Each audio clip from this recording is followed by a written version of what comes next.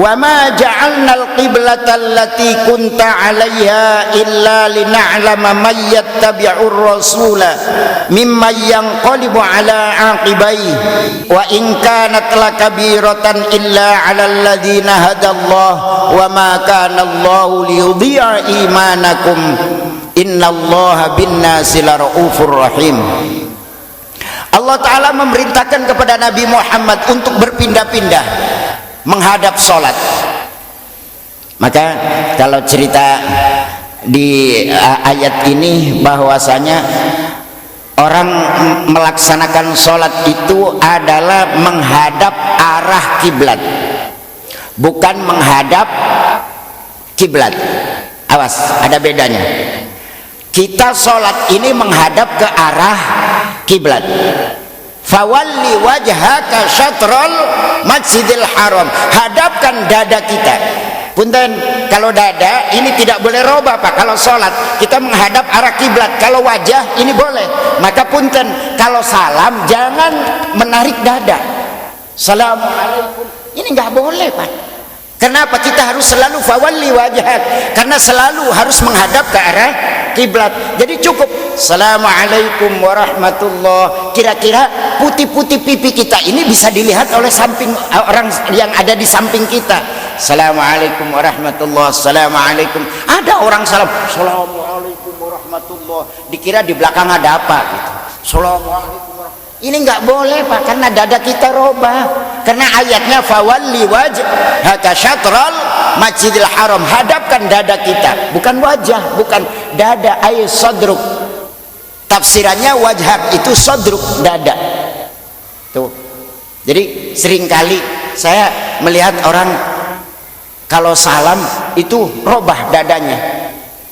Kalau salam yang kedua nggak apa-apa. Kalau salam pertama assalamualaikum, kayak orang ngulet ya. Ini batal Pak sholatnya. Sayang, dari awal sampai akhir salam dadanya robah. Maka salah satu syarat orang melaksanakan sholat itu harus menghadap ke arah kiblat. Dari mulai apa? Dari mulai definisi sholat, yaitu diawali dengan takbiratul ihram, diakhiri dengan salam. Maka ayat ini mengatakan bahwa Nabi Muhammad diperintahkan untuk menghadap, berbalik.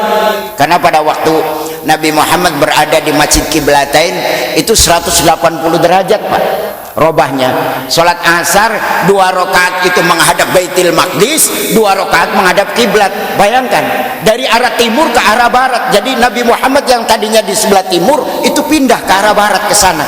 Sahabat berputar. Bayangkan, jare wong Yahudi lagi apa-apaan, Nabi Muhammad lagi bingung ngulati kiblat, beli ketemu-temu. Padahal ini adalah perintah Allah menjajagi sejauh mana keimanan umat Nabi Muhammad. Orang yang beriman, apapun yang dilakukan oleh Rasulullah akan mengikuti.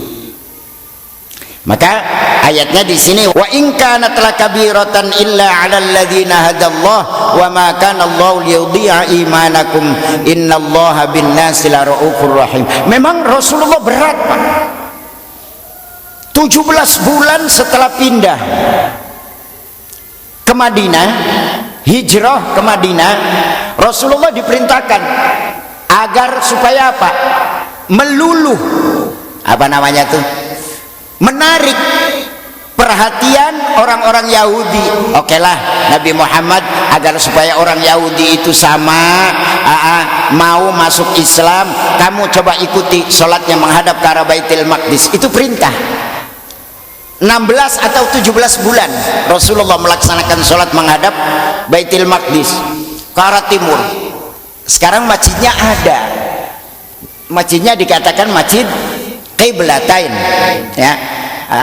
Punya tanah seorang janda yang pada waktu itu mengundang Rasulullah dalam rangka syukuran 40 hari mengenang kematian suaminya.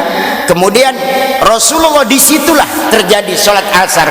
Setelah Rasulullah 2 rakaat menghadap ke arah Baitul Maqdis, turun ayat fawalli wajhaka syatral masjidil haram wa haitsuma kuntum fawallu wujuhakum syatrah. Mulai Rasulullah berbalik yang tadinya Rasulullah di sebelah timur ke arah barat, kemudian sahabat pun ikut berputar. Ini untuk mencoba mengukur keimanan umat para sahabat mana yang setia kepada Nabi Muhammad. Mau menghadap Baitul Maqdis, oke. Mau menghadap kiblat, ya inilah perintah. Akhirnya berbalik.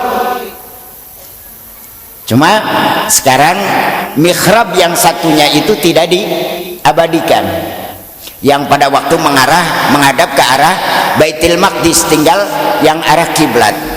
Makanya banyak orang-orang yang ziarah ke Masjid Kiblatain bertanya, Pak, mana Pak kiblat yang satunya? Sudah tidak ada. Sudah tidak ada, jadi berbentuk kayak panggung seperti itu. Kita sholat menghadap ke arah kiblat.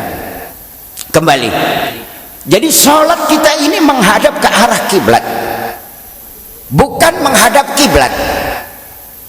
Kalau menghadap kiblat itu harus ainul kiblat, harus bentuk kiblatnya. Berarti kalau begitu harus tarik tambang dari Mekah ke sini, harus lurus. Lah sekarang kan Pak teknologi, iya benar. Karena apa? Antara ilmu bumi dengan Al-Quran ini ada sedikit perbedaan. Coba di dalam Al-Quran, wasyamsu tajri limustaqarril laha dzalika taqdirul azizil alim. Matahari yang memutari planet, tetapi di dalam ilmu bumi mengatakan bumi yang berputar. Inilah.